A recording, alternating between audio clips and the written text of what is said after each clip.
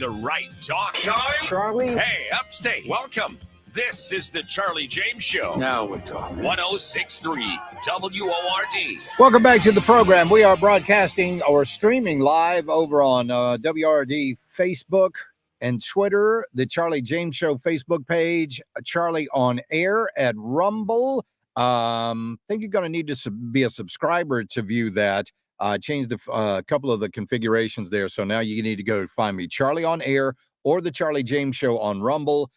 Become a subscriber, and that way you can watch the stream. Let me know how that works for you. Also on YouTube, as long as they will have us. Let's go to the phones right now on the Ingalls Market Talk Line, 800-347-1063. We'll talk to Victor in Greenville. How you doing, Victor? Hey, afternoon, Charlie. Yes, sir. Wanted to bring to your attention, my wife and I just got off of work, and we were trying to download a sample ballot from my SC website. Right. And I typed in my information and I pulled everything up, and it will not allow me to download a sample ballot. Can you print it? And no, can't view it, can't print it. Oh, really? I can't print it because I can't even view it. That's interesting. Because I mean, it's funny you said that, because I just checked mine today. And it allowed me, it brought it right up. As odd. And I know you were talking about, the website being down the other day. Yeah. So, I didn't know if they were still experiencing issues, or they might have. They might have. I'll tell you what, I will let me try to go ahead and do that right now and see if I can get that done. So I appreciate it, Victor. Thank you for letting us know. So I'm going here now. I'm going to try to get my my sample ballot. Here's what I will do. I will put in my county. Let's see here. There it is.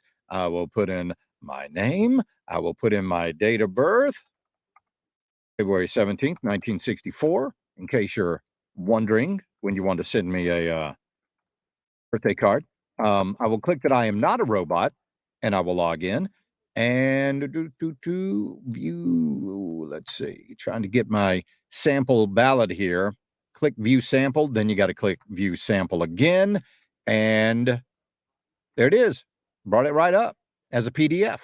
And you can print that out if you want to. That might be one of the things that, because sometimes it'll download these things automatically. And you might see it at the bottom of your browser that says, ballot PDF. And that could be it. So double check that and see. But everything on my end seems to be working pretty well. So that's certainly good news. Okay, Ingalls Market Talk Line, 800-347-1063. The Common Sense Retirement Planning text line, 71307. Charlie, I just saw a Cunningham sticker on a Prius right next to a sticker that said, "The climate crisis is unhealthy for our children and all living beings." I busted a gut laughing when I read that. Oh, absolutely. Absolutely. Yeah. I mean, because we all know that there's never, we talk about how big the whole coronavirus thing was and how they hoaxed us on all of that stuff. The global warming hoax that they have been putting on us now for decades and decades is the greatest hoax that has been portrayed on the human race. And people are, because why? Because it sounds good. It just sounds good. Hey, do you like clean water? Oh, yeah, I like clean water. Yeah. Oh, we're not going to have clean water if we have global warming. You like fresh air? Oh, yeah, I like fresh air is good. Yeah. Well, those factories and those cars are polluting everything, and you're going to get the acid rain if you don't do so. Oh. Hey, do you like, and then they've gone from that. They've gone from clean water, clean air, to doing away with nitrogen. Now, nitrogen is crucial in a big, giant way to farming. I saw a video the other day. Some guy was doing a man on the street, and some of these young know-nothings were saying that we have to do away with farming, because farming is by far and away the greatest polluter because of all the nitrogen and all the diesel and all the blah, blah, blah, blah, blah, blah, blah. I mean, really, if you're a vegan, you ought to be all for that whole farming thing. Oh, we got to get out there and farming. Oh, we got to do organic farming. Actually, organic farming actually uses more resources than traditional farming, but they don't bother to educate themselves about anything like that. So there you go. They're still more than willing to go along with all of this BS. Well, the earth is getting warmer.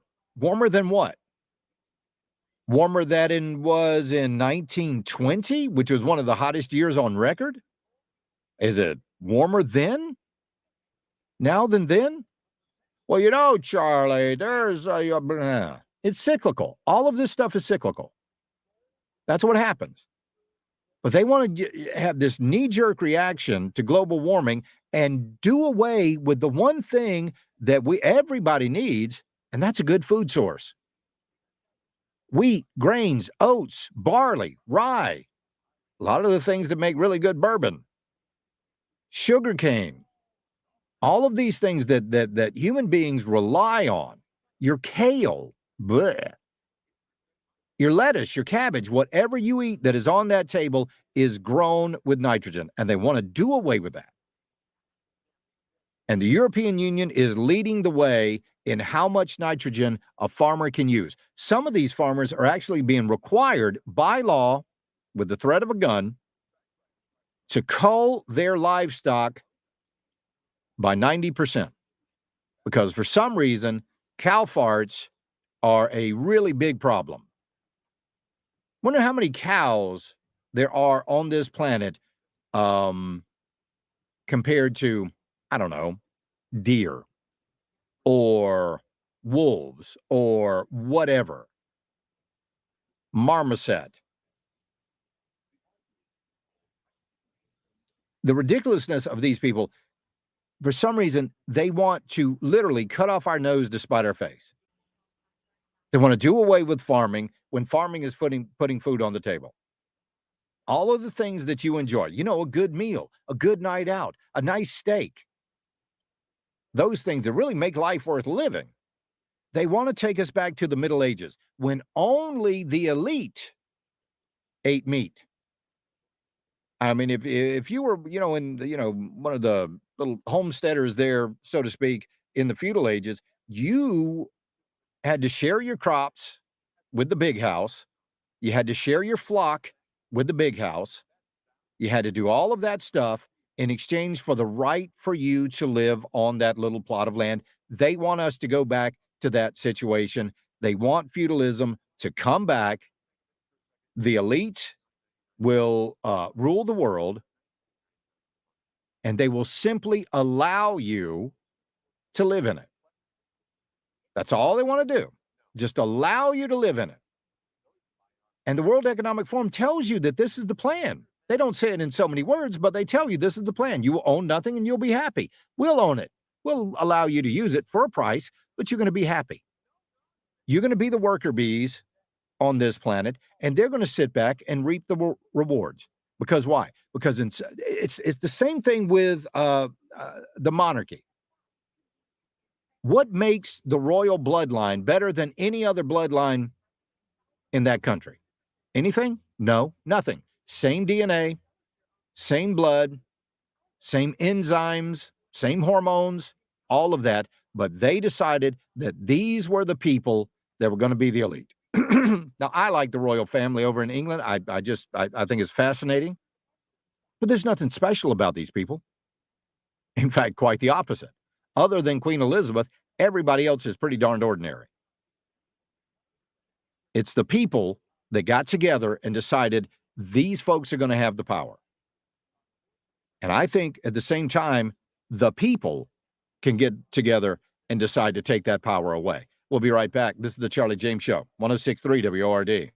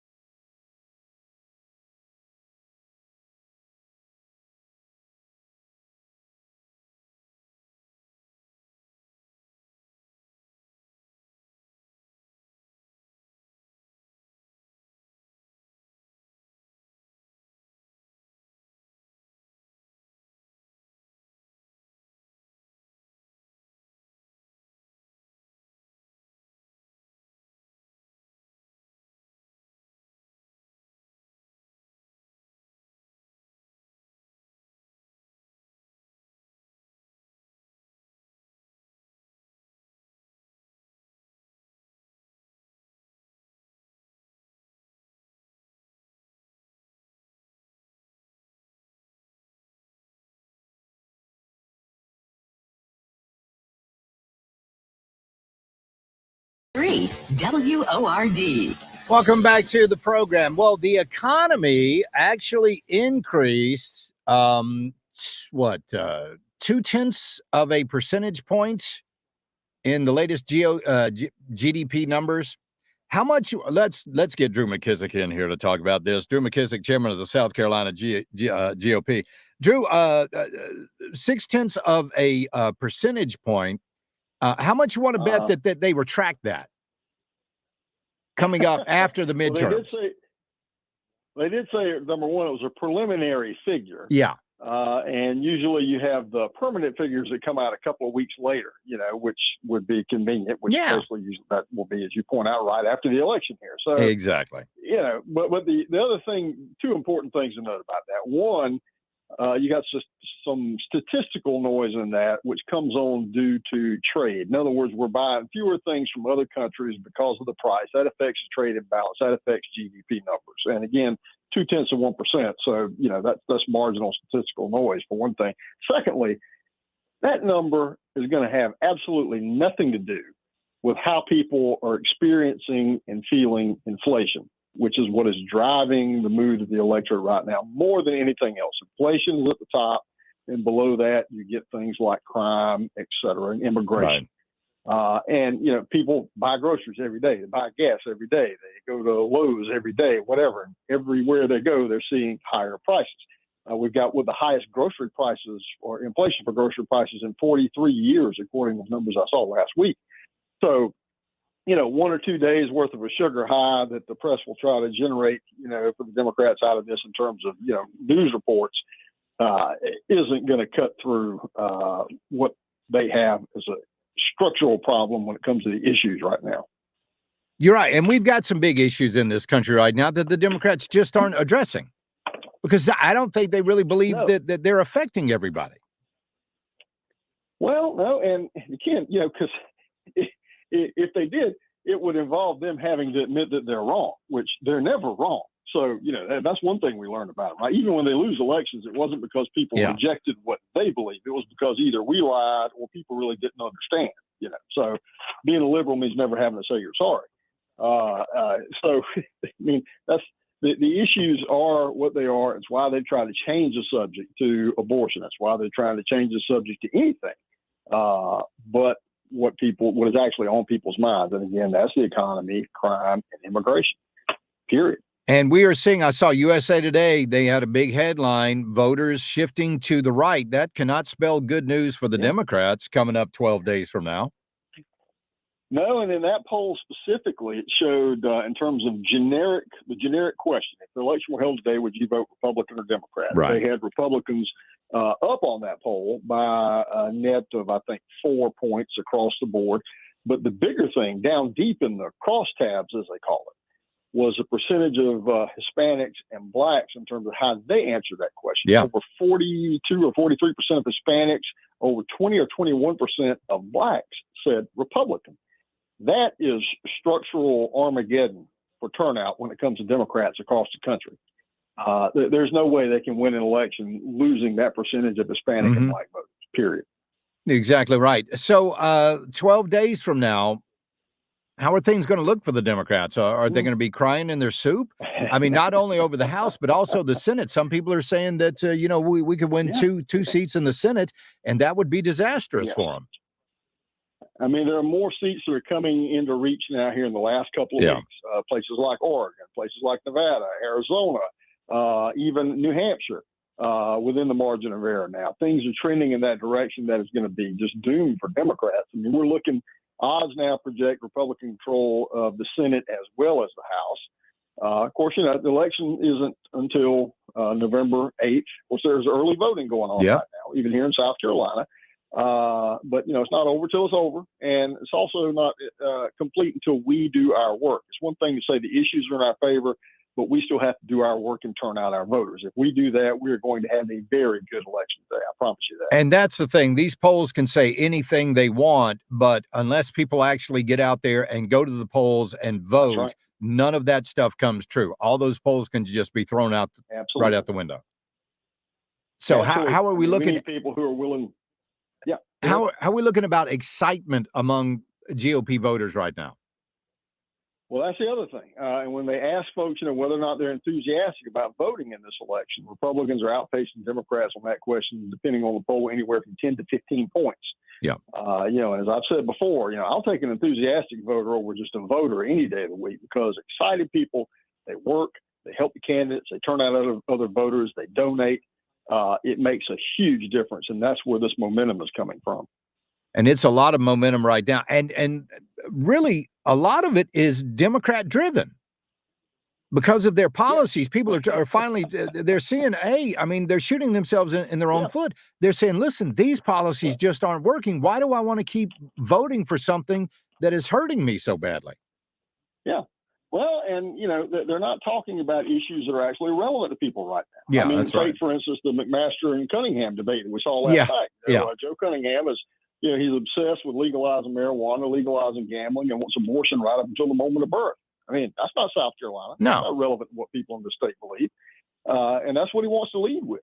Why? Because he doesn't want to talk about the other issues where they are in just dire straits: the economy, immigration, crime, et cetera, et cetera. So, you're right. And they continue to do that because, again, to do otherwise brings their agenda into question, the potential success or the relevance of their agenda. And they never want to admit that what they believe is not relevant or is not what everybody else believes, period. You're right. We've got 12 days, still time to get involved, right? Absolutely. Early voting is going on right now. You can go to scgop.com/early vote and find the early voting location in your county. And if you want to get involved, scgop.com/volunteer. You can still help make phone calls, even knock doors. We got a great app for that. Very easy to do. Sit in the comfort of your own home, make phone calls to targeted voters. We have a script right there. You can enter the results. It all feeds into our data and helps make our campaigns better. Still a lot you can do. The bottom line is we have to turn people out. Absolutely. Drew McKissick, chairman of the South Carolina GOP. Always a pleasure. Thank you. Yes, sir. Thank you. We'll talk to you soon. Coming up, when we get back, Dr. Gene Beckner is running for school board. We're going to talk about critical race theory in schools and this woman named Tarika Sullivan who just wants to change the name of it. All that's coming up next right here on 106.3 WORD. This is the Charlie James Show.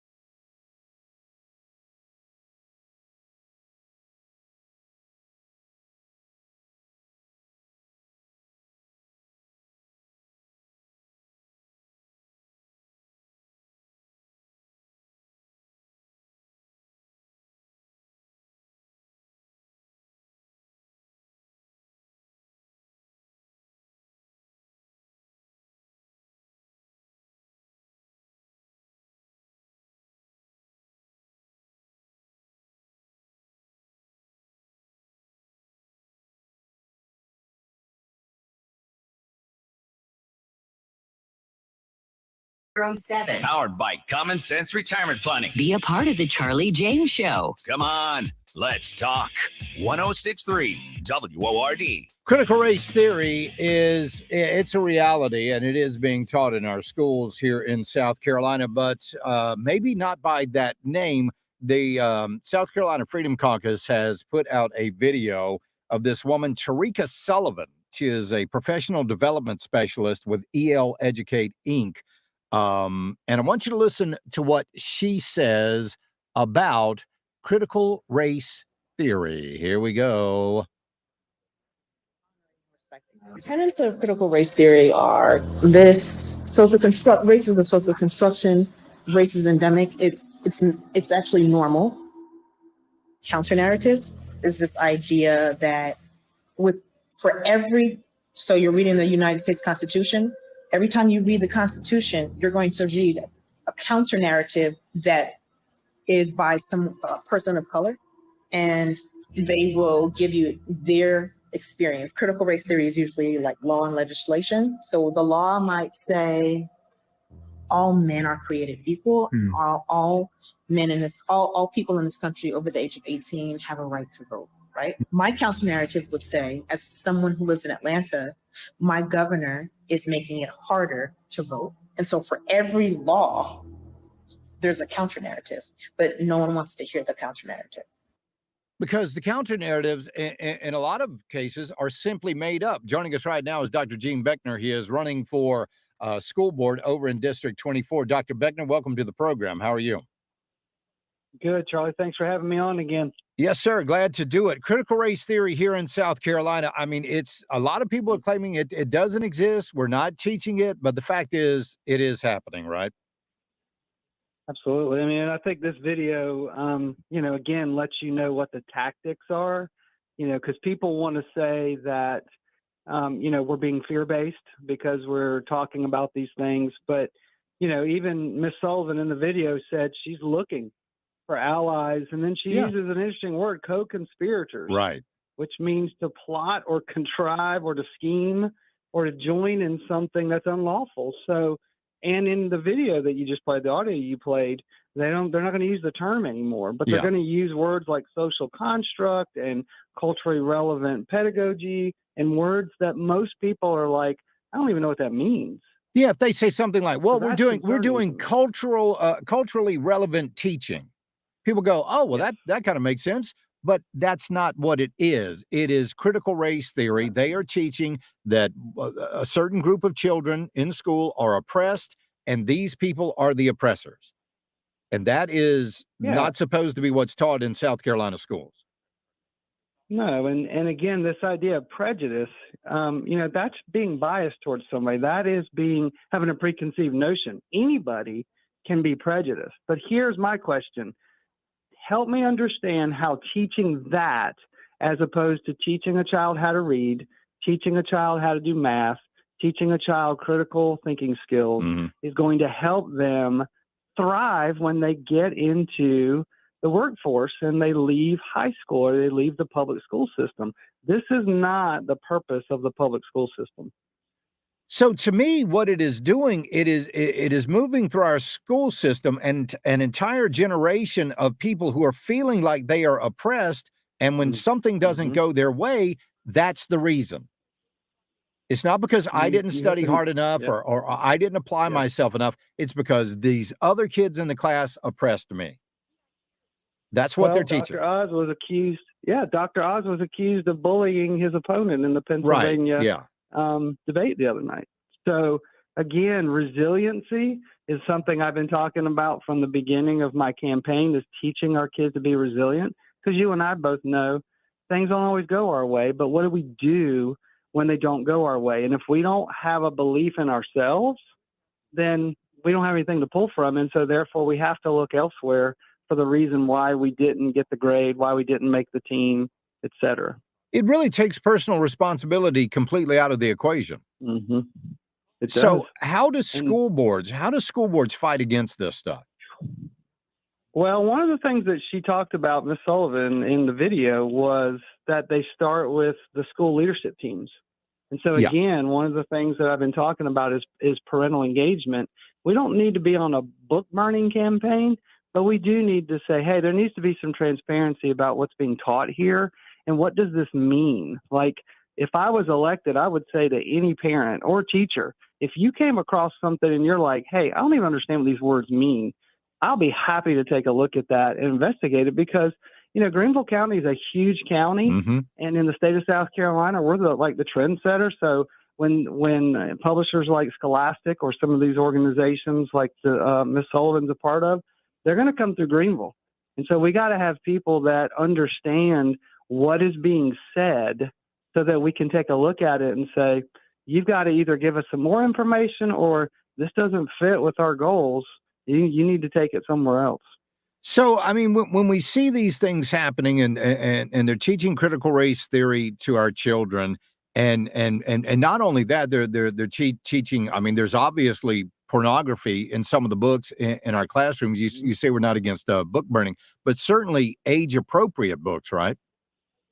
Absolutely. And again, and I've said this to several groups that I've talked to, show me where my children are going to be better learners because they are exposed to gender identity books. Right. Now, if a parent wants to do that on their own and wants to do that in the privacy of their home, sure, they absolutely have the right to do that in our country. But if 30 kids are in a class, I find it hard to believe that all of them need to be exposed or even have it in the library at the school about gender identity, because one thing to keep in mind is that children's minds are malleable.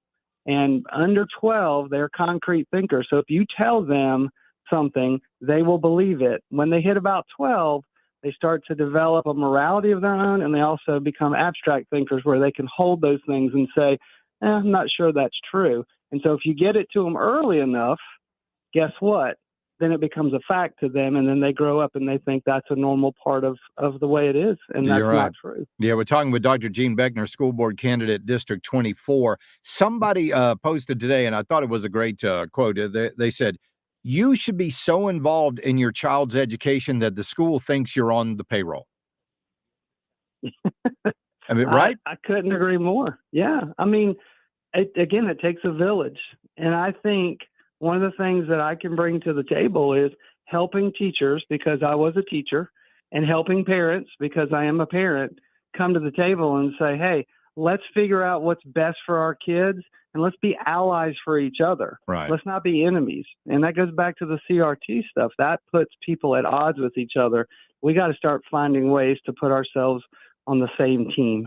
And that's all critical race theory does.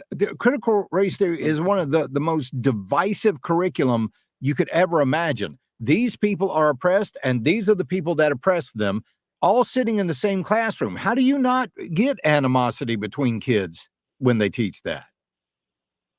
I don't see how you don't, because when I look at the tenets of it, there's nowhere to go other than we're going to divide. Yeah, that's all it is. So best of luck to you. You got 12 days. You definitely want people to get out there and vote for you and the other conservative candidates that are running for school boards all over the upstate. Dr. Gene Beckner, a pleasure to talk to you. Thanks for calling in. Yep. Thanks again. Take care. Bye-bye. Now, some of these words that they keep talking about, culturally relevant pedagogy, culturally relevant teaching, those are code words you need to listen to. When your school starts talking about this type of curriculum, understand that is the new language that they are using for critical race theory. That's how, same package, brand new look. You've seen that, you get cereal, same cereal, brand new packaging. That's all it is. They're repackaging this to with wording that has the same meaning. We'll be right back. This is the Charlie James Show, 106.3 WORD.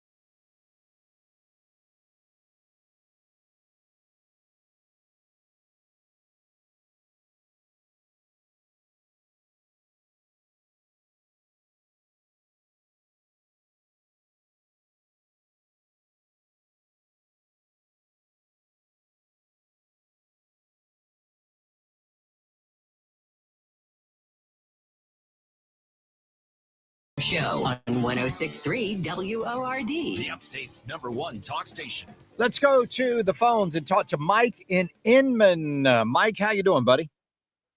Hey, bud, how you doing? I'm doing fantastic. What's on your mind today?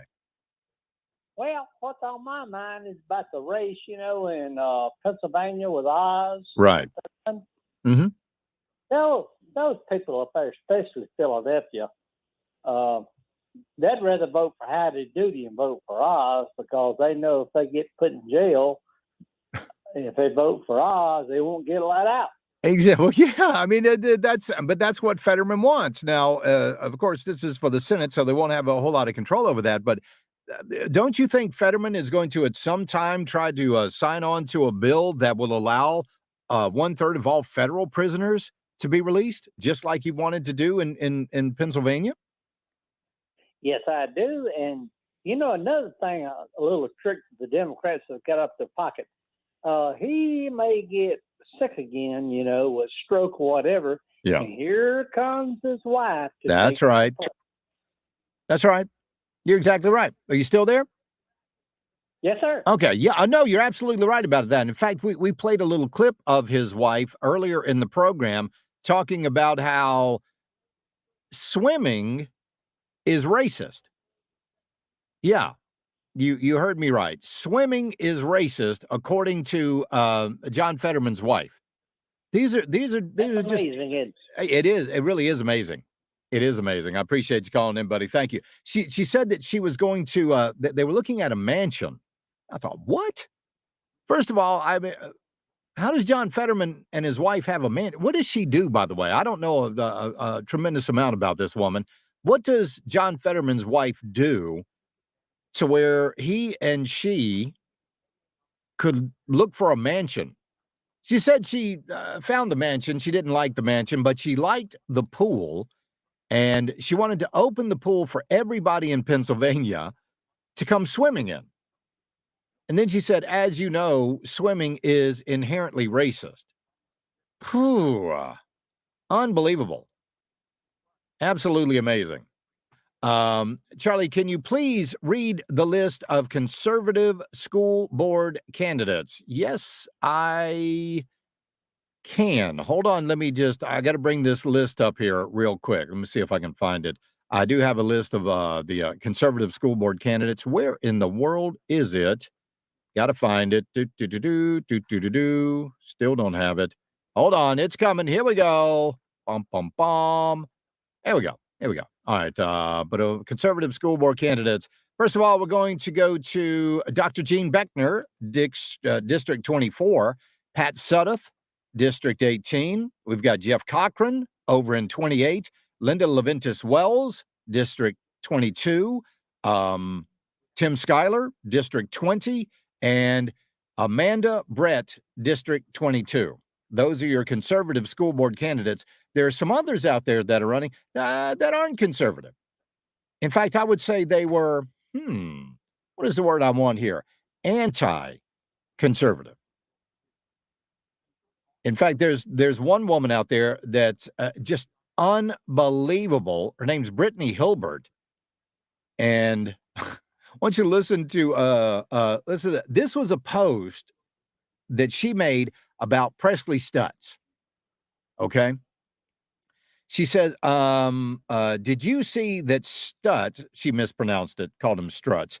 Stutz, the new GOP leader, after they called us a blank show and asked the elected people who is anti-mask, anti-vax, is currently in the ICU with COVID. I'll pray he recovers in the manner he deserves and let Sky Daddy take it from there. So I guess she's also anti-Christian too. I can't vouch for that, but I don't know many Christians that actually call God Sky Daddy, but she did, saying that she prays he recovers in the manner he deserves. Well, I wonder what manner that is. And it just goes on from there. Goes on and on from there. So no, I would not be voting for this woman in any way, shape, or form. So, and of course, she's talking about the vaccine and the mask. She said, anyway, she's also, she's got this vote kind of an icon there. And the V is the rainbow flag. The O is the Black Lives Matter fist. The T is ovaries. And the E looks to be the American flag with a chain link fence in front of it and somebody either climbing it or tearing it down. You got a caller? So that sounds like somebody I want him running for school board, doesn't it? Let's go to Gerald in Cowpens and talk to him. Gerald, how you doing? All right, bro. Charlie, Monday night in our small little lovely town of Cowpens, there will be a safe, fun experience for the children to enjoy Halloween. The merchants will be passing out candy. Most churches will have a trunk or treat. So everyone, if you want to bring your kids and make sure they're safe, come to Cowpens, South Carolina. All right. Well, I appreciate it, Gerald. Thank you. Listen, y'all be safe out there Halloween night because this rainbow fentanyl is, I mean, it's everywhere now. Everywhere. And it looks like candy. And I know every year, people, you know, we warn you about this stuff and people go, oh, that's never happened. Oh, nobody could be. I'm telling you, better safe than sorry. Only take your kids to houses you know in your neighborhood. We get people here at our house. They're coming in from other neighborhoods. They don't know us from Adam. They don't know if we're good people, bad people, indifferent people. They have no idea. Only go to places you know. Charlie, did you see her post supporting critical race theory? Of course. Of course. That's what these Democrats love. We'll be right back. This is the Charlie James Show, 106.3 WORD.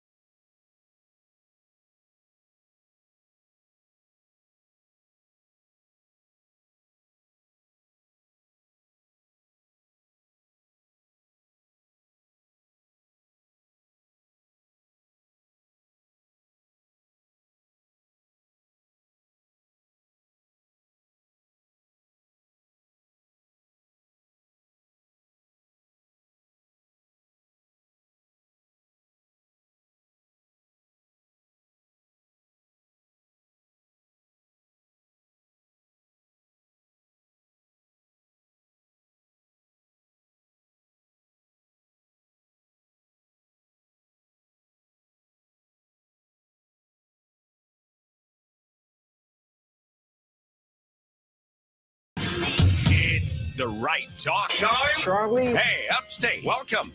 This is the Charlie James Show. Now we're talking. 106.3 WORD. Welcome back to the Charlie James Show, 106.3 WORD. Glad to have you along with us Thursday afternoon. It wasn't long ago that we told you about this plan by PayPal, that if you or your website or your social media account or whatever it was flagged for spreading what they consider to be inaccurate or misleading information, they could just yank $2,500 out of your account.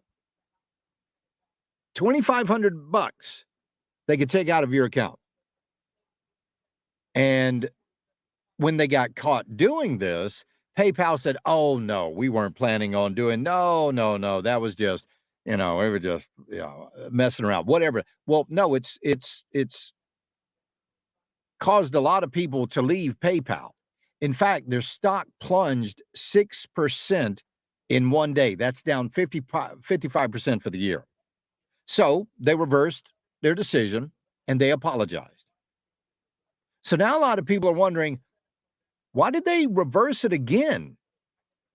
Davis Marcus, as a former president of PayPal, he condemned the fine, saying it goes against everything that he believes in. He says a private company now gets to decide to take your money if you say something they disagree with. He wrote on Twitter. Don't be surprised if hashtag boycott PayPal starts to trend on social media. And it should. So if PayPal doesn't agree with what you say or what you post, I've got a PayPal account. There's nothing in it. So take out. So what are you gonna do? Give me negative $2,500? But PayPal is one of those things that people used to do a little commerce, and that's what it should be. But what it is now is another liberal, woke company. And what is the saying? When you go woke, you go broke. And if this is their ideology, then they deserve to go broke. They absolutely deserve to see their stock share go down. And once their shareholders start feeling the pressure, then maybe something will happen. Once capitalism kicks in, maybe something will actually happen, and they'll once again go back and reverse this course. But this is not just happening with PayPal. It's happening with banks. You could say anything you want about a Republican. You could say anything you want about Donald Trump, anything you want about a conservative, and you'll be able to keep your account. That's absolutely fine. No big deal here. No harm, no foul. But if you say something about a Democrat, or if you say something about Joe Biden or Biden policies or critical race theory or about the vaccine or about coronavirus or something like that they don't agree with, hey, look at that. You don't have $2,500 of your hard-earned dollars in your account anymore. And I do believe they're okay with that. But like I said, it's not just PayPal. It's also banks are doing it. Insurance companies are doing it. Look what happened up in Canada when they had the Canadian trucker protest. Banks canceled their loans. Banks canceled their accounts. And how did they know who these people were? Just get the information off the license plate, send it to everybody, and the next thing you know, you're broke. Insurance companies were canceling their policies. But yet, for some reason, the Democrats want you to believe that we're the authoritarians. They want you to believe that we're the ones that are trying to destroy our quote-unquote democracy. That we're the ones that are bad for America. They could not be more wrong. Their policies are the ones that are bad for this country. No, I'll go even further. Their policies are the policies that are bad for this planet. Because when America gets a cough, the world gets a cold. And ultimately, everything that we're seeing around the planet right now has a direct line to Joe Biden in the White House his policies, most of them coming day one when he was sworn in and signed that stack full of executive orders. I mean, it was a big stack. I don't even know what I'm signing. I don't even know what I'm signing. I'm writing over here. Meanwhile, the White House staff, I mean, there's a lot of turmoil going on. They're protecting him at every single turn. Yesterday, the White House staff shouted at reporters who were attempting to ask the president questions, and the president sat there and mocked them. Oh, that's the truth. He mocked them. See if we got, I got to get this. Let me do this.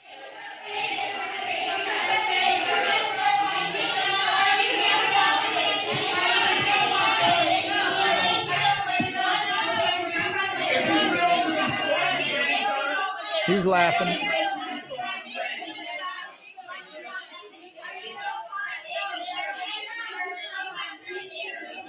He's laughing, and then he looks over at him, and he kind of mouths like he's going, blah, blah, blah, blah, blah, blah, blah. Now, remember when Donald Trump called the news media the greatest threat to our country or a national threat, and how everybody just, here's Jim Acosta. Oh, I can't believe he said that. Oh, Orange man bad. Meanwhile, here's Joe Biden literally mocking the media as they're trying to get questions answered because he will not hold a press conference. He will not answer people's questions. He mocks them. Jim Acosta's silent about it. What happened to freedom of the press? What happened to all of that stuff that they hold so sacrosanct? Well, apparently that's right out the window. They don't care anymore because their guy's in office. But the media is starting to realize what an absolute debacle their guy is. And they would like some answers. Just the same way that the American people want answers. So if the Democrats, in some way, win, or the Republicans fail to win the House and the Senate, I don't think it's going to happen, but if that does happen, the next 2 years of your life, doesn't matter if you're Democrat, Republican, Libertarian, Green, Independent, your life is going to be hell. And it doesn't matter what country you're in, your life is going to be hell too. The only thing that could happen that would be a good thing for this country and for the world is for the Democrats to lose their butts coming up 12 days from now. And I mean a trouncing. We'll be right back. This is the Charlie James Show, 106.3 WORD.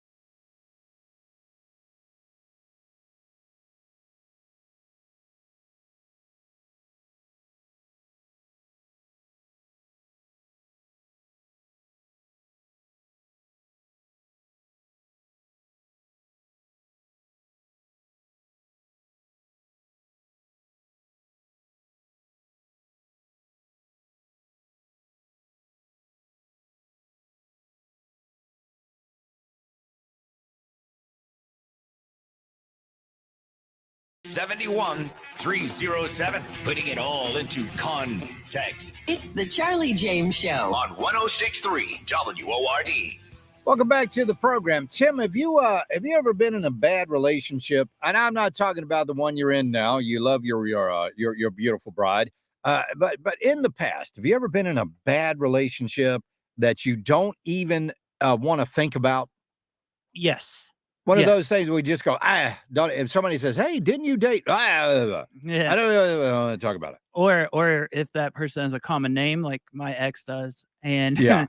somebody says that name and You it just go, automatically "Ugh. makes you cringe. Yeah. I'm the same way. Ugh. Yeah, you're just like, ugh. You even anything that even rhymes with the name, you're like, horrible. Well, listen to this. There was this guy, a man found a wedding band in the English Channel recently. Oh. Yeah, Oh. somebody, I mean, it happens. You go out there, and I'll tell you a story about a ring coming up in just a second. But when somebody finds a lost long ring, and it's got the initials of the name in it or something like that. I've seen somebody just posted on Facebook not long ago. Somebody had found with a metal detector down in Charleston a Citadel ring. Oh, wow. And they Wow. they knew the class year and they knew the person's name that was engraved inside the ring. And they were actually to track this down. I think it was like 1977 or something like Wow, that. That's a good find. And they gave them that ring back because that Citadel ring, that's an important thing. So when somebody finds a long lost ring, they always try to track down the owner. And usually the owner is thrilled about it. But a few months ago, a man named Steve Andrews discovered a wedding band in the English Channel. Like I said, he was on the banks using a metal detector, and he found it, and it had a date of 1989 on it. So he started trying to track down the owner. That's the year I was born. How about that? Miraculously, he found the woman it belonged to. And do you know how excited she was? I'm sure she was ecstatic, man. No. What? She told him to throw it back. Oh. Wow. Yeah, she did not want the ring back. Turns out she went through a bad divorce with her ex, and she intentionally threw it back in the ocean or threw it in the ocean after the split. I guess she had a Titanic moment. I there. guess so, yeah. The guy said that the woman asked him to put it back because she never wanted to see the ring again, and he said he will. He said the next time he's down in that area, he's going to toss the ring back into the channel. So I would have cleaned it up and sold it. well, you got, I would at least, with the price of gold right now, you might have been yeah. able to get a couple of $100s for it, depending on the weight. Right. I mean, you took Yeah. all that time to find it. Yeah. I mean, Yeah, it's more power mine to you, now. man. She don't want it. I bet that's what he does. I bet he doesn't throw it back. He doesn't throw it back. He takes it to a jeweler and they melt it down and make a nugget out of it or whatever. But Yeah. have you ever had anybody find something of yours that you had lost for a long time? No, but one time I think I left, it was a long time ago. I left my wallet on the top of my car and drove off. And so this cop pulls into, I lived at my mom's house at this time. This was a long time ago. And a cop pulls into my driveway, and my mom starts freaking out. She's like, "What did you do? What did you do? I know you. What did you do?" And he knocks on the door. He's asking for me, and my mom's like freaking out. And he said, "Is Timothy Snow live here?" And she's like, "Oh, yeah." And then he handed her my wallet, and she had this huge sigh of relief after. Yeah. I was like, thankfully, he's not we'll going to serve jail. you right for assuming that I did something bad when I didn't. Not going to jail. That's what she was happy about. So I remember it was a Saturday morning, and my phone rang. Back when I used to have a landline. That was how old this is. And somebody said, "Yeah, is this Charlie?" I said, "Yeah. I've got your high school ring." And I thought this was some sort of a scam. Oh, yeah. Because my high school ring was in my not my jewelry box, but I had a little cedar box. I said, "No, I've got that ring." He says, "No, I've found your ring. You graduated in 1982." And I was like, "Yeah." And he told me everything about the ring. I was like, "Wait a minute, hold on." So I went and checked, and darn sure enough, my ring was gone.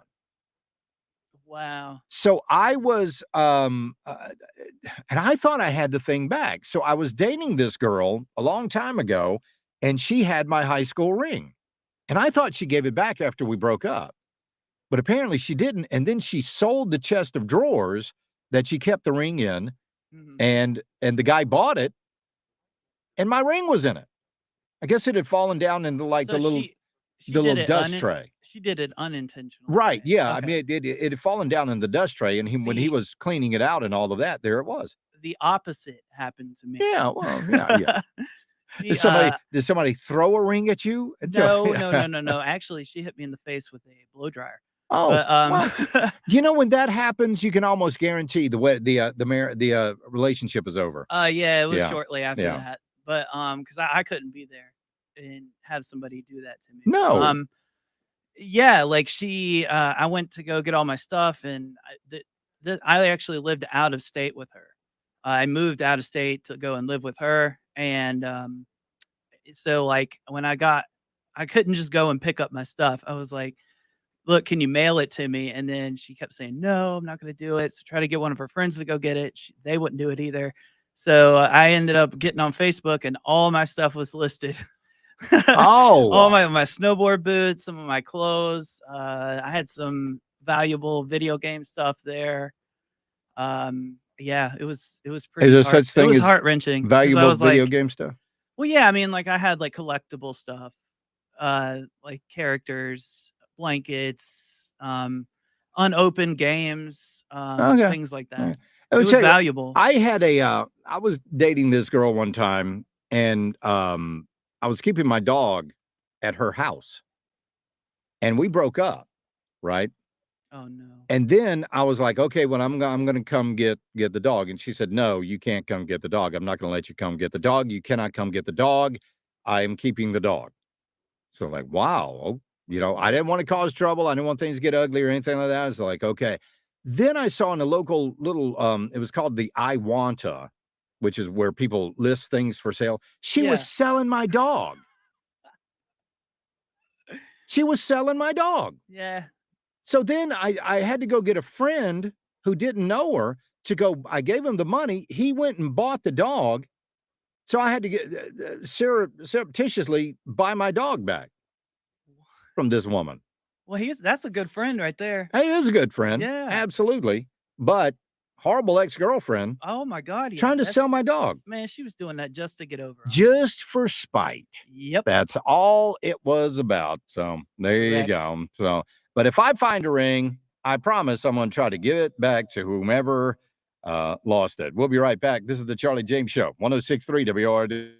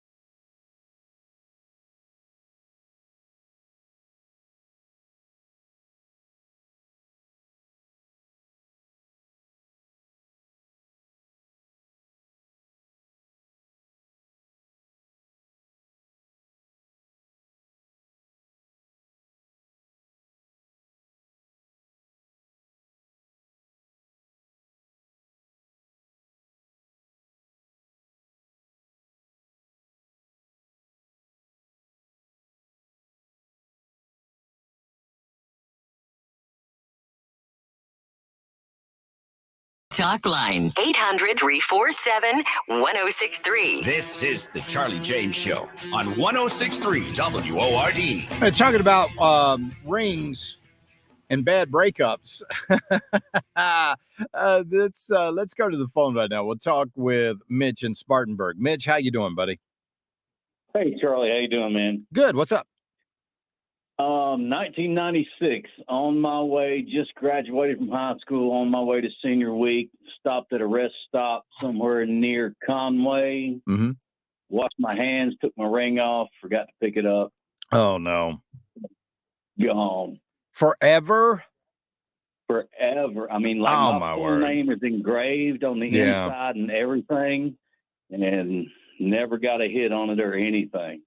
Oh, my word. My mom was very upset. I'll bet she was. I bet she was. So let me ask you this: because a lot of times in guys' lives, this is the first ring we've ever worn. Right. So we're not used to it. Right. So you take it off, you don't think anything about it. Yeah. Yep.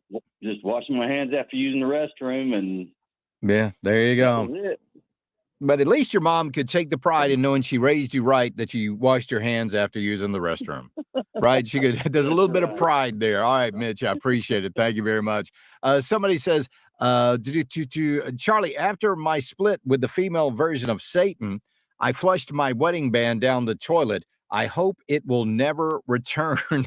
Yeah, me too. That would not be good. Not be good.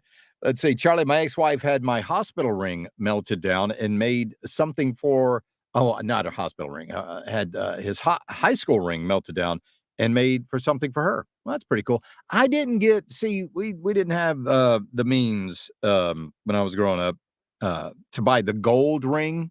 You know, what was this? It was called Ultrium. I remember that. That was a big selling point. It's called Ultrium. It was kind of like a titanium hybrid or something like that. It was a real pretty ring. It looked just like the white gold ring that they had. Real pretty ring. But I bet I wore that thing for maybe a week, and that was it. Because remember, when I graduated high school, I was 325 pounds. And when you get a sausage finger like that, the size of it was a 12. My ring in high school was a 12. That's pretty significant.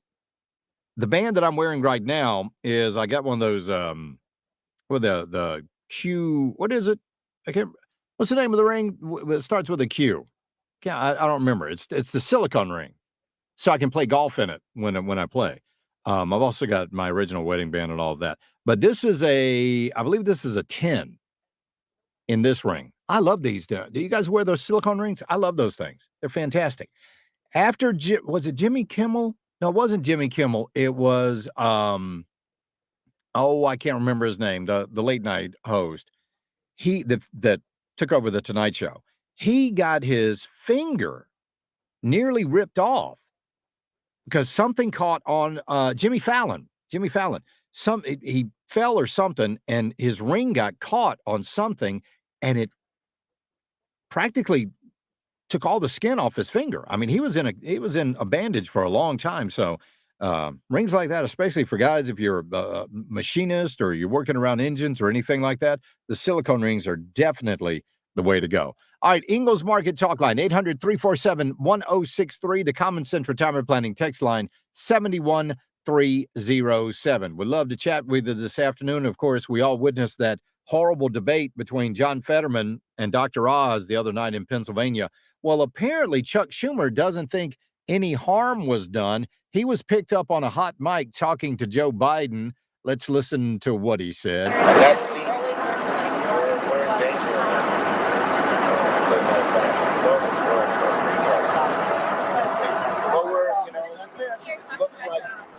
It looks like they didn't hurt us as much in Pennsylvania as it did. So that's where So what he said there was, it looks like the debate didn't hurt us in Pennsylvania, so hurt us too much in Pennsylvania. So that's good, he said.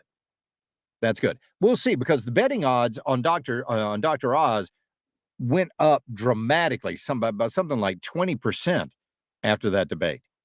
And anybody in Pennsylvania that is actually still thinking of voting for Fetterman, you can just write those off. Those people are never going to vote anything but Democrat. 100%. 100%. So even when they know that this guy is completely incapable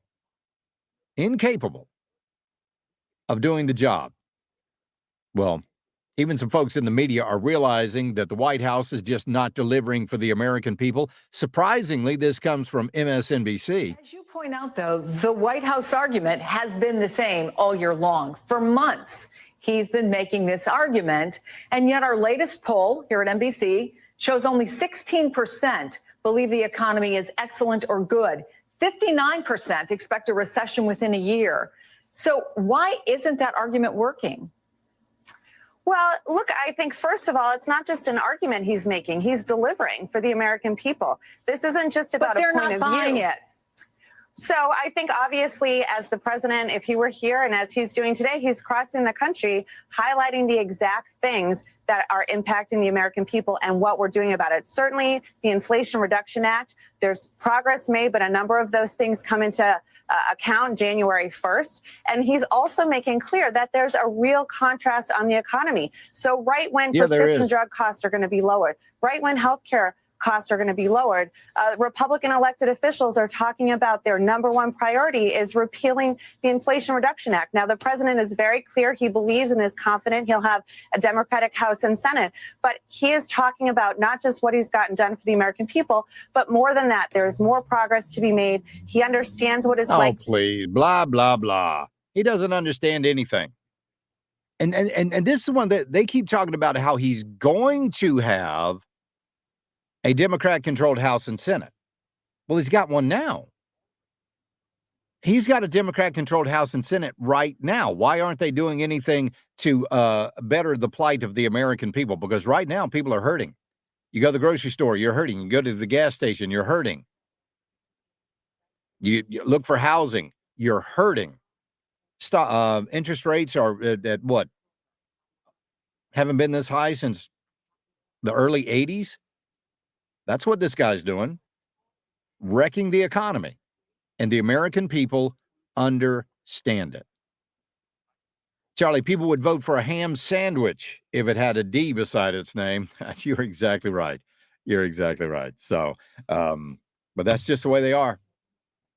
It doesn't matter because they've been taught. Well, my mother-in-law is the same way. I love her to death. But since she has been in this country, she came here as a young immigrant, became a citizen.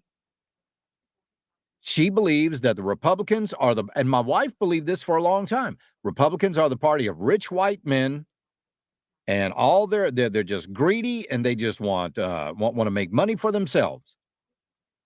When the actual truth is, the average conservative wants what's best for everybody. Rush Limbaugh pointed this out time and time again. All ships rise with the tide. Everybody benefits from a good economy here in the United States. But Joe Biden and the folks that are going to be supporting him, still going to go with the tried and true. Going to go with the tried and true. The Republicans are going to do away with Social Security. They're going to do away with Medicare. They're going to give tax breaks to the rich. It's the same old thing. If you've been in it long enough, you've heard it all before. We'll be right back. This is the Charlie James Show, 106.3 WORD.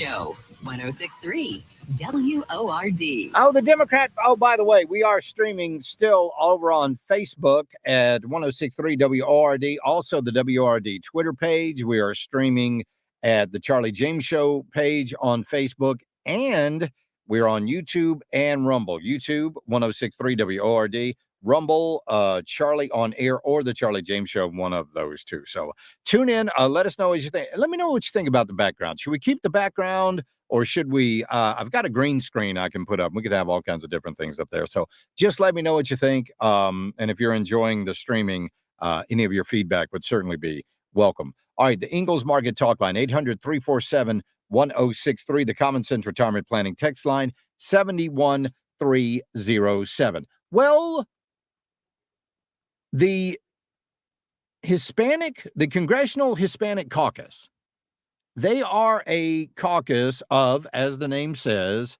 Hispanic members of Congress, right? Yeah. Well, they have now rejected Representative Maya Flores from being a member of the Congressional Hispanic Caucus. Now, this caucus is a caucus that has AOC. AOC is a member. Maya Flores has a higher net favorability among Hispanics than AOC, who is a member.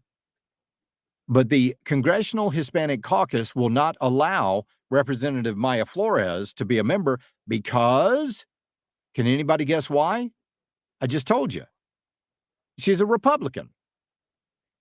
And they can't have that. So what is it about these? And again, the liberal Democrats are the most racist people on the planet. You have a caucus of Hispanic members of Congress, and then you don't allow one to be in. Why? Because she's a Republican.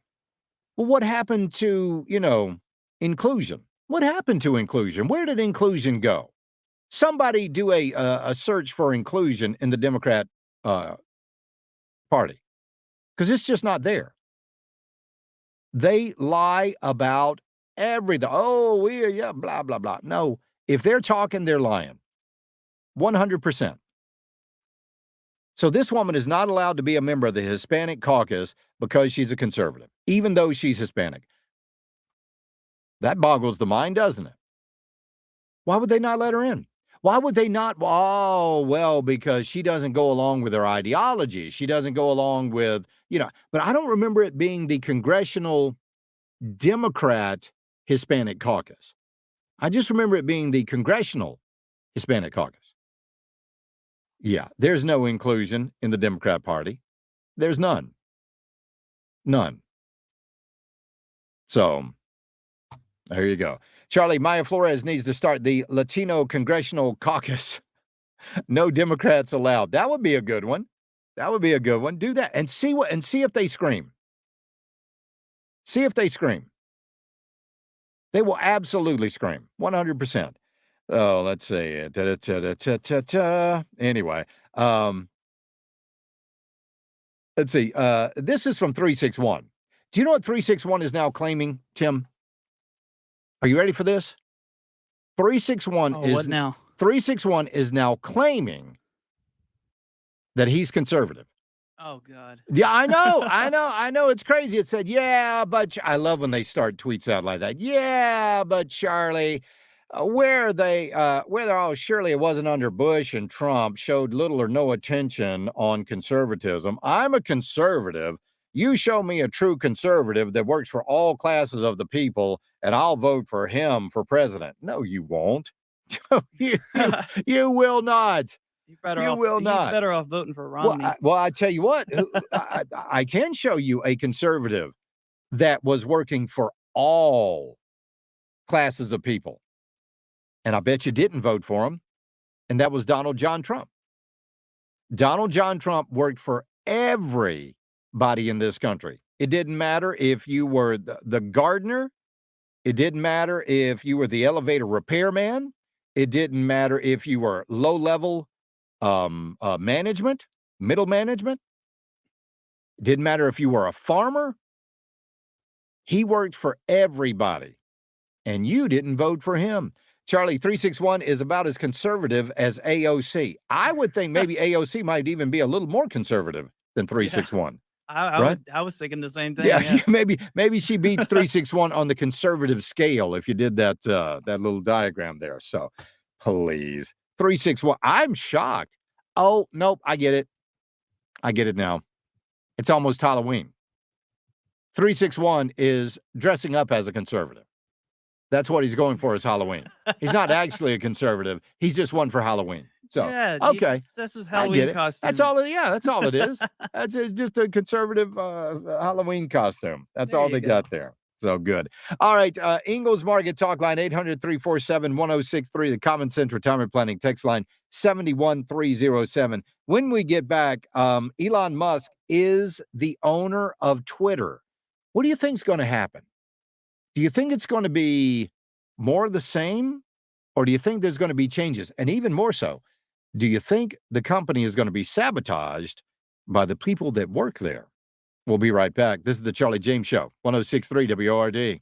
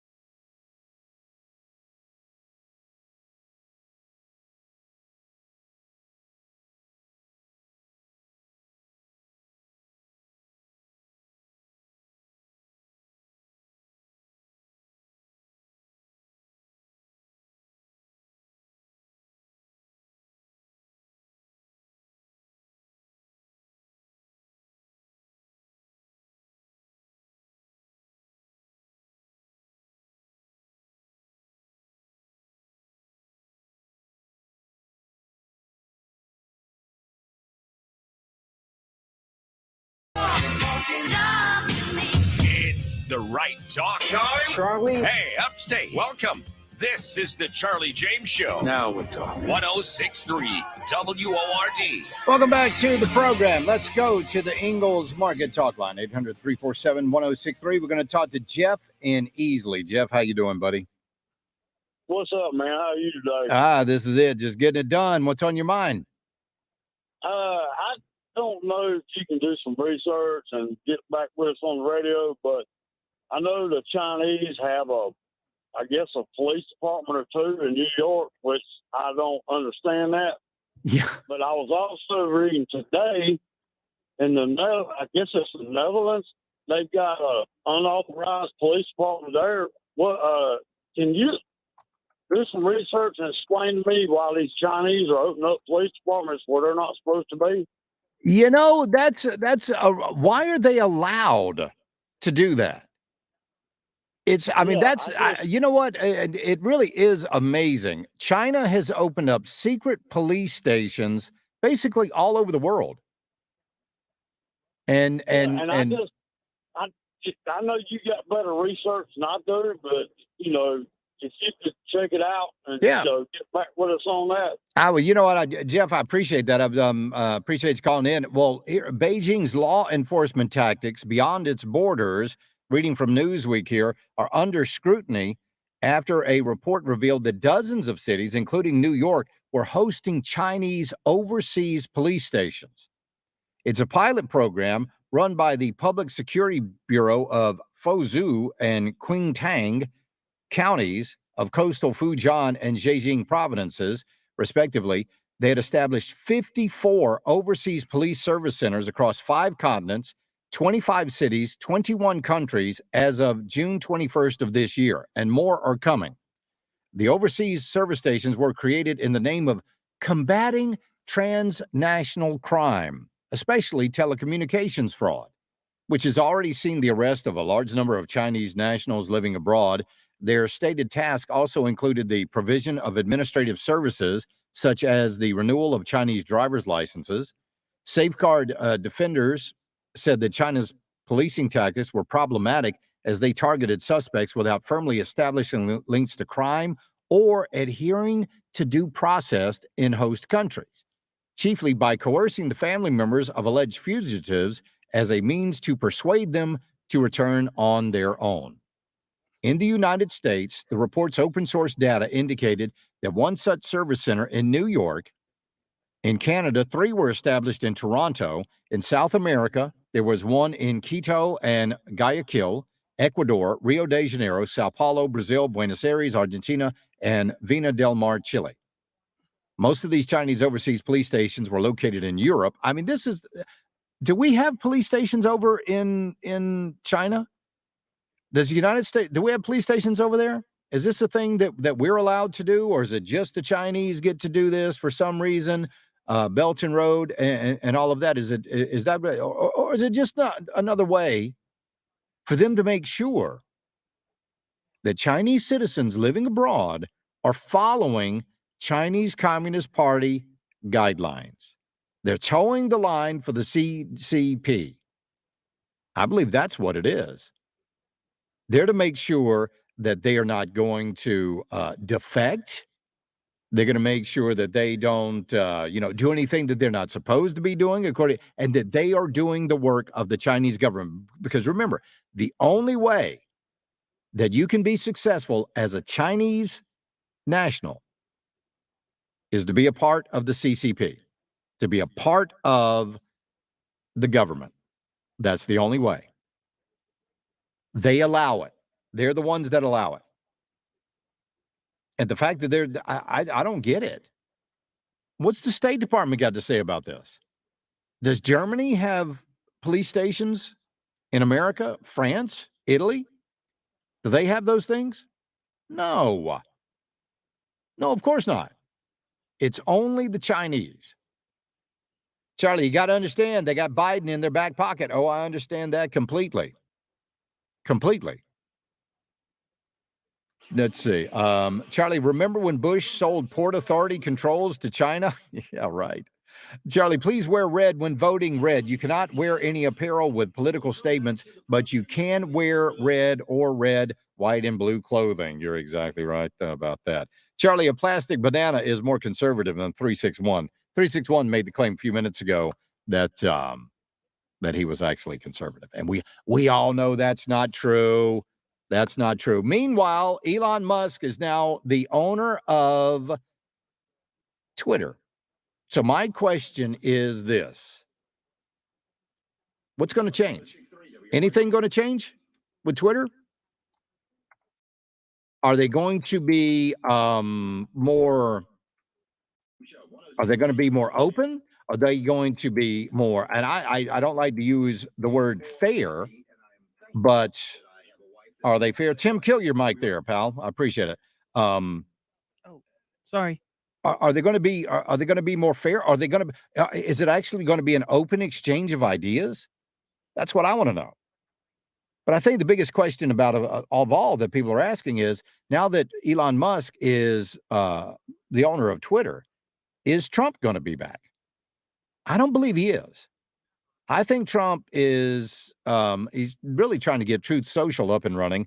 I don't know how serious he is about it, but maybe he will. Maybe he will come back. That would be absolutely amazing. It really would. Will there be more free speech? Will there be less censorship?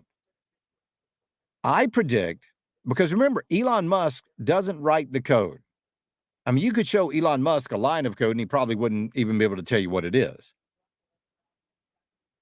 But there are people in there that write the algorithm, that write the code, that program all of these things. And I believe that these people, because we know how they are. I mean, look how we've seen them around the globe, how they act. Some guy super glued his head to a Vermeer painting today. The girl with the pearl earring glued his head to the painting in a protest of oil.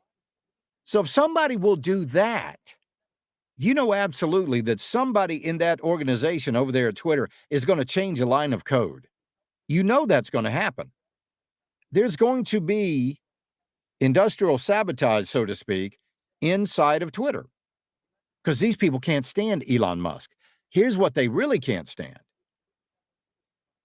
is that that Elon Musk might actually let conservatives once again have a significant voice on Twitter. And these people cannot have that. They don't want other people out there reading conservative messages or seeing conservative posts or watching conservative videos. I'm surprised half the conservatives that are on right now have even been allowed to do that. Babylon Bee got suspended. They're a parody website, right?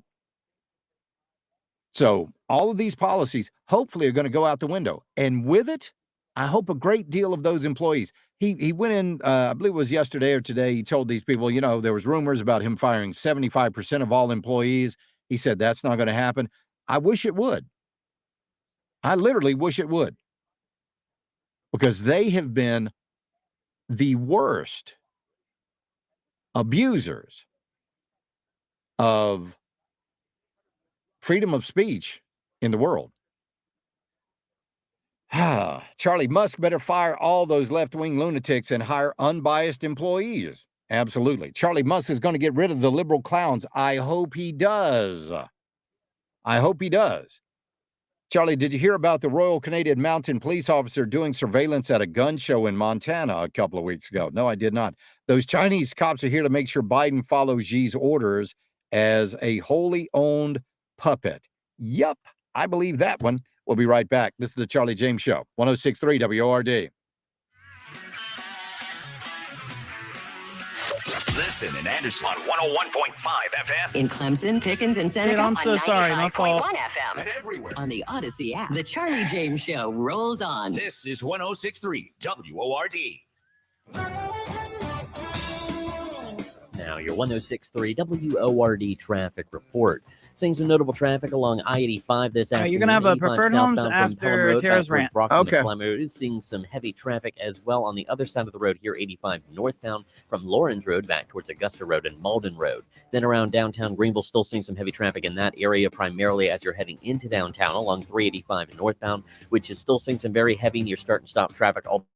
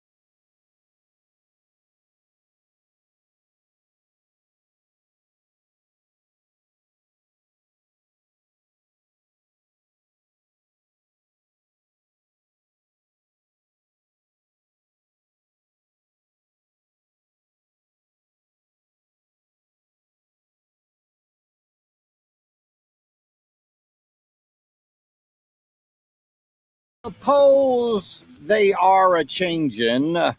Listen to this. I went to Publix today, and as I was walking out, I had to get the newspaper rack, and they had these bar graphs up there, and I just kind of glanced over it, and I read the headline there at USA Today that voters en masse are trending right.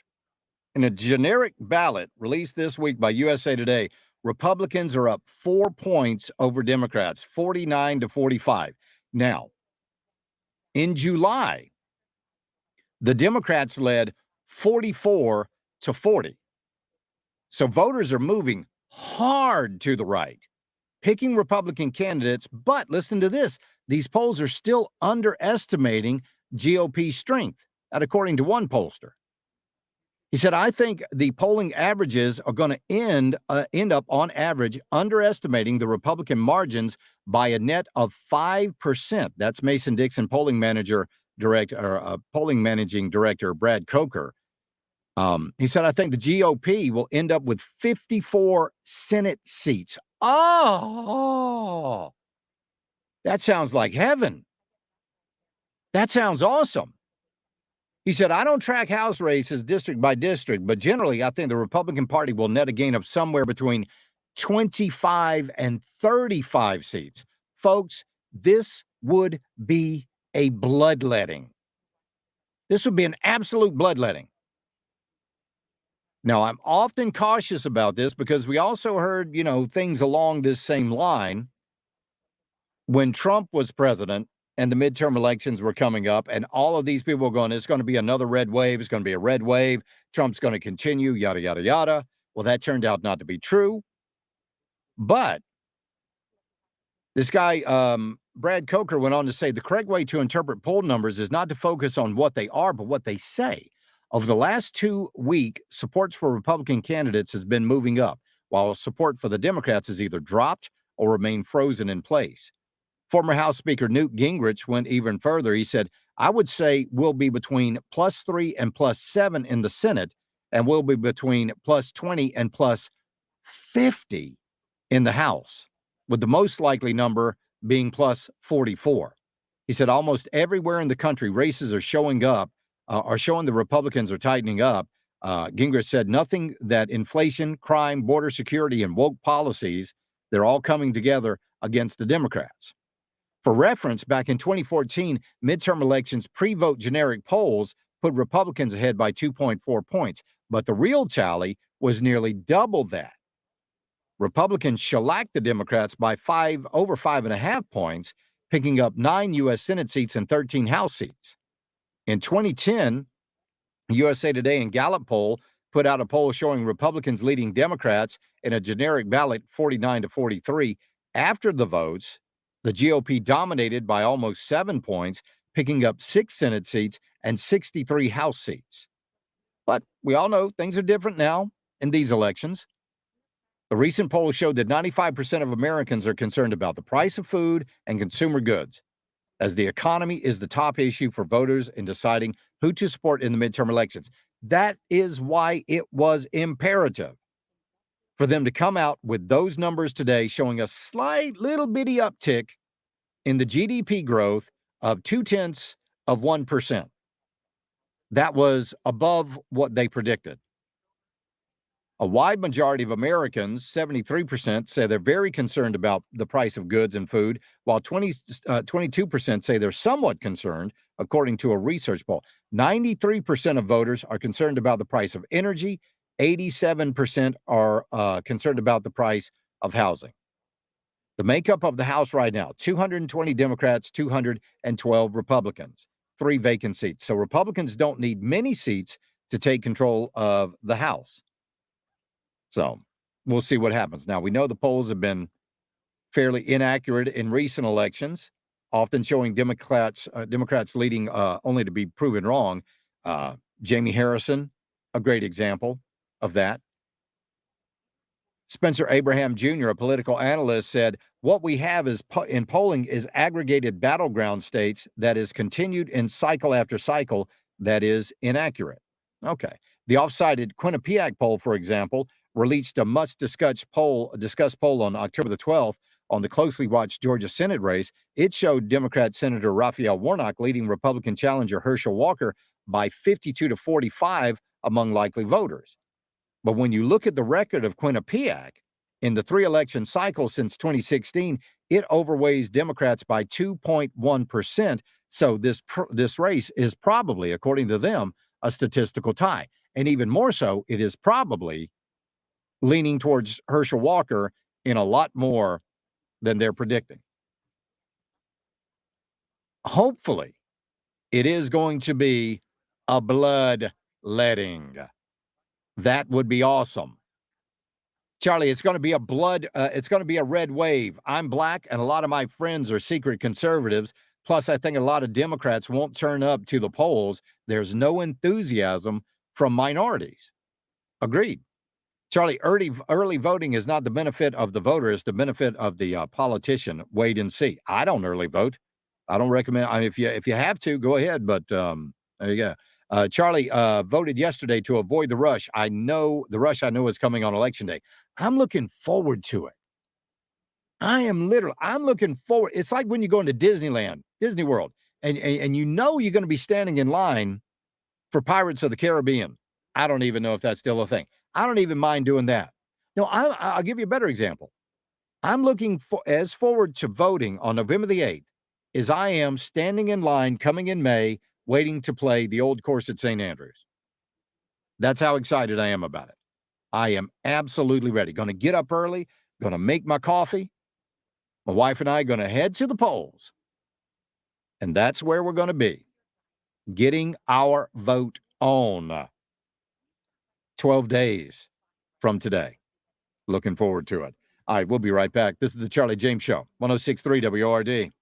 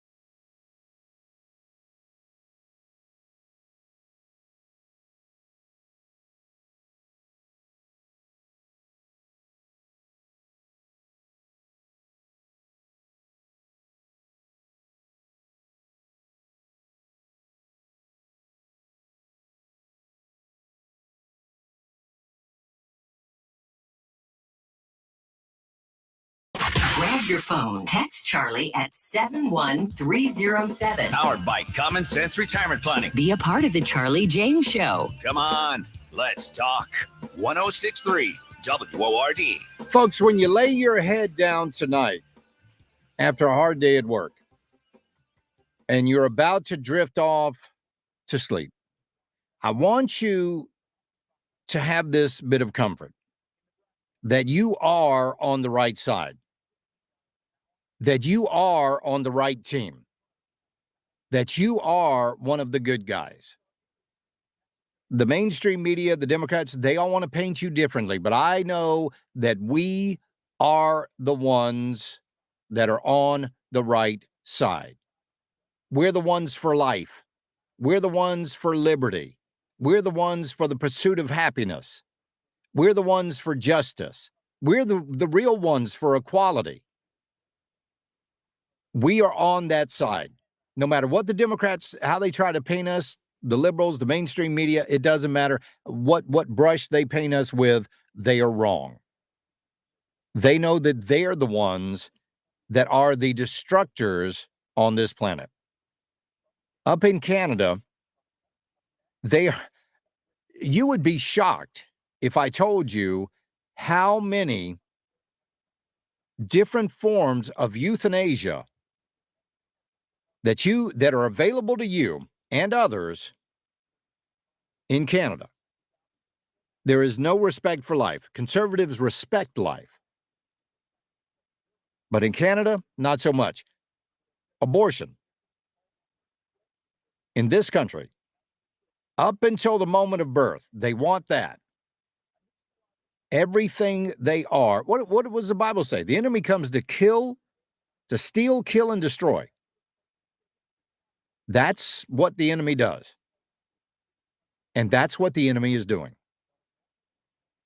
They want to kill the unborn. They want to steal your hope. And they want to destroy this country. 100%. All over the world, this is happening. There was these climate protesters. There's a piece of art you've probably seen. It's a very famous painting by Johann Vermeer. It's exhibited in The Hague. It is the latest piece of artwork to be targeted by protesters concerned. This is from the New York Times. Listen to the way they say it. Concerned about climate change. Oh, he's concerned about. No, he's not.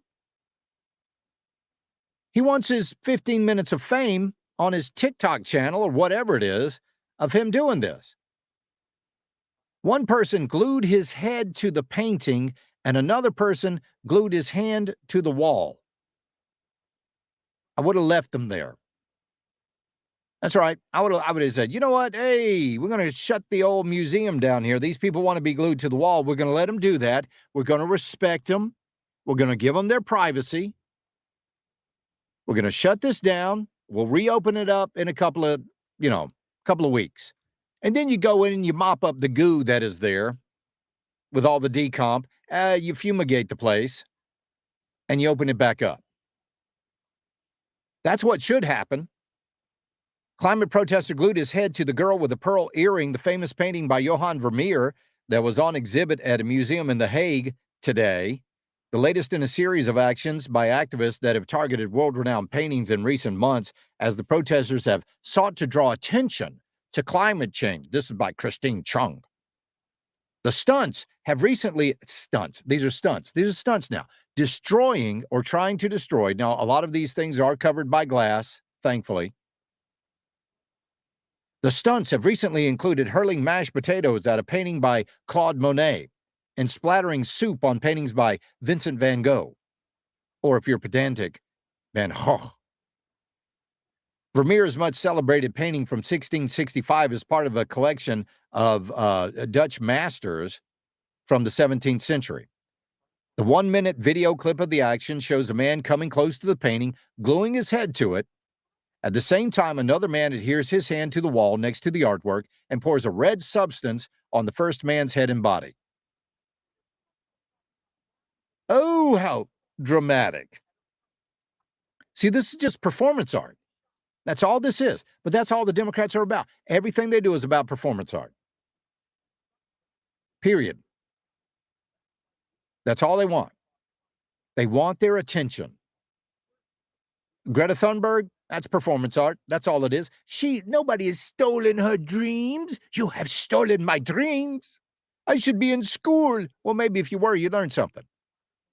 Maybe if you weren't riding around on multi-million-dollar carbon fiber yachts and riding first class on trains, you might actually learn what the world is about. So the protester glued his hand to the wall, addresses onlookers who've gathered around. People can be heard gasping, expressing their outrage, calling the two people obscene. How do you feel when you see something beautiful and priceless being apparently destroyed before your eyes, the protester said. Do you feel outraged? Good. Where is the feeling you get when you see the planet being destroyed before your very eyes? Then he assures the patrons that the painting is protected by glass, but nobody cares. So Renee Timmermans, spokesman for the museum, confirmed that the incident occurred, said the artwork under a layer of glass was not damaged and that it would be back on view as soon as possible. These people should go to jail for a long time. A long time. Trying to destroy a priceless painting by one of the masters is one of the least human things that you can do. These people aren't humans. They're not. They're chud. They're cannibalistic humanoid underground dwellers. So, Charlie, the best way to create a monster is to reward throwing a tantrum. You're exactly right. You are exactly right. Charlie, I worked on the polls last election. We had no long lines on voting day. People waited in line. People waited in line much longer to vote early. Maybe so. Charlie, I'm walking my pup Roscoe downtown Greenville right now on Main Street. It's a beautiful night. That gives me time to relax and let Roscoe do his thing. Love your show, Jim and Easley. Jim, I appreciate that. Thank you very much. I do. You and Roscoe, be careful down there. Yeah, it is a beautiful night. We've had some really nice weather. Charlie, some of the glue gang is mad that the museum authorities won't bring them bowls. Yeah, I saw. No, that wasn't the glue gang. That happened at Volkswagen. I pronounced that correct. Volkswagen, the Volkswagen plant. They went in and they glued themselves to the floor of the Volkswagen plant. They're in one of the showrooms. And then they were mad that nobody would bring them a bowl to use the bathroom in. Well, all right. just sitting there thinking, oh, yeah, maybe you didn't think that out all the way. I would just let them be there. Let them stay. Sorry. If that happens to you, well, maybe you should, yeah, we got to go home now. The union says I gotta clock out right now. So we'll see y'all tomorrow morning. That's what they should have said. Hold it. They never think these things through, but the Democrats don't, because they don't care about the implications of their actions. Somebody is going to do something dramatic. I believe all of this stuff is just a trial balloon. They are going to actually destroy something that is incredibly valuable. I'm surprised they haven't done it more here in this country. Well, I know that the Van Gogh painting was here in this country, but they're going to try something else because they're never going to be satisfied. But listen, there is nothing that you can do. There is no policy that we can have in this country that will satisfy those people, because this is a revolution. And revolutions are never satisfied. Revolutions are permanent. Revolutions are there. They're still talking in Cuba. They're still talking about Viva la Revolution. They're still talking about the revolution. Did I say Canada? In Cuba. Well, Canada too. They're just about the same thing these days. In Cuba, they're still talking about the revolution. The revolution does not have an end. Nobody ever stands up and go, hey, that was great, guys. Revolution's over. Y'all go back home now. That doesn't happen. The revolution will always continue. We'll be right back. This is the Charlie James Show, 106.3 WORD.